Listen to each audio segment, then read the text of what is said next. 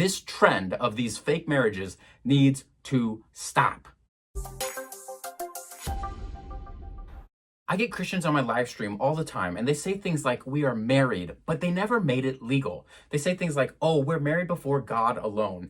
And the thing is they're either scared of commitment or they're manipulating for their own benefit. Neither are good. See, God designed marriage to be public and have a legal component for visible accountability and many, many other reasons. I mean, not to mention how Romans 13:1 and Titus 3:1-2 talk about how we should be submitting to the government authorities. If nothing else, one thing is because it benefits us. God's commands and laws are good and beneficial for us.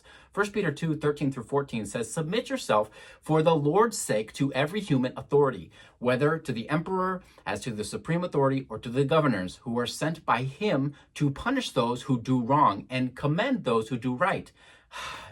Listen, it's for our benefit. God creates these things for the government to rightly help govern us. And we need to complete all the steps via your church and the government. Without both, it's not a marriage. That's why I say one reason could be because they're scared of commitment. And I understand that. I mean, it is scary to commit. But listen, while we were yet sinners, Christ died for us. So he committed to us. And the problem is when someone's in this relationship, when trouble starts, guess what? One person's going to decide to dip out and there's nothing anybody can do to help because they're not technically married. No counselor and no other pastor really can do anything. It's about as enforceable as a pinky promise done in secret on the playground. It's not real. I have seen the aftermath firsthand of people who do this, and one person always runs away and leaves the other person high and dry. The government, the churches should be involved to help. Otherwise, you are dead in the water at the first sign of trouble when someone wants to scram and leave. And then you got to think about the reason why they're making it legal.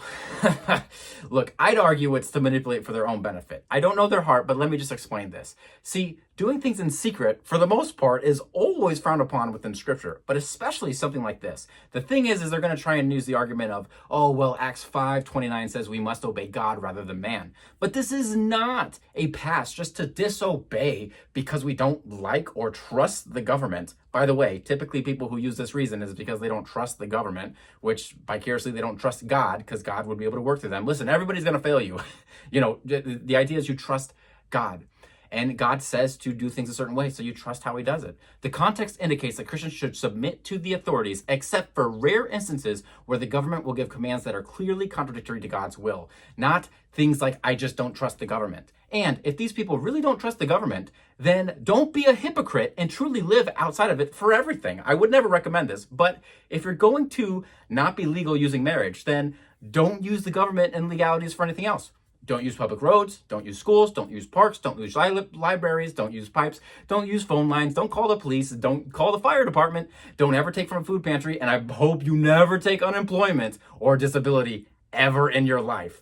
And if they do any of these things, then you know that they don't really distrust the government. They just only want to get things from the government. And so they're literally cherry picking and they're gaming the system. When it's convenient to their benefit, they're fine with the government. But when it's not and it allows them to do whatever, they're not. And it's definitely not okay.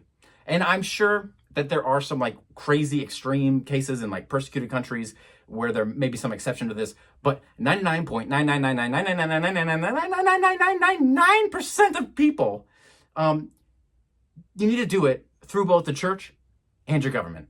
And I know this is a hard word, but somebody needs to hear this. And you need to send this video to somebody who's in one of these fake marriages before God alone. Guys, we are the church. We need to be the example for what marriage is. We need to do better than this.